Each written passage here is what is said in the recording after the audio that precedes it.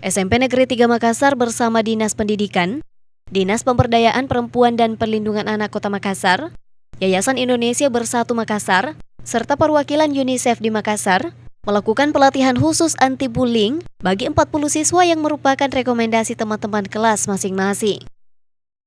Kepala Bidang Perlindungan Anak Dinas P3A Makassar, Aci Sulaiman, mengatakan bahwa banyaknya kasus bullying yang terjadi di sekolah seperti intervensi dan berdampak pada masa depan anak tersebut, membuat program anti-bullying harus diterapkan di seluruh sekolah, khususnya di Kota Makassar.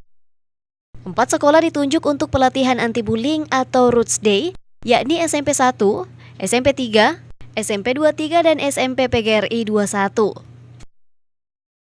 Karena dengan adanya replikasi anti-bullying ini, kita melihat bahwa ada beberapa klaster yang terintervensi, itu termasuk di dalamnya klaster pendidikan dan klaster perlindungan khusus. Karena kita melihat bahwa dengan adanya intervensi seperti ini, bully di sekolah diharapkan bisa ditekan seminimal mungkin sehingga anak-anak merasa nyaman di sekolah dan mendapatkan perlindungan yang terbaik untuk anak-anak yang ada di sekolah ini. Jadi tentu saja tujuan program ini bagaimana betul-betul sekolah ini adik-adik kita ini terbebas dari perilaku bullying sehingga adik-adik kita ini betul-betul mentalnya tidak terganggu, dia bisa berkonsentrasi belajar, tidak ada intimidasi dari temannya, dari lingkungannya, supaya dia bisa menjadi anak-anak yang berprestasi.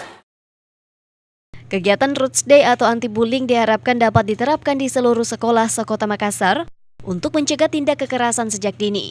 Mulai dari sekolah, deklarasi anti-bullying dilakukan serta disosialisasikan dari agen anti-bullying yang telah melakukan pelatihan bersama pihak UNICEF.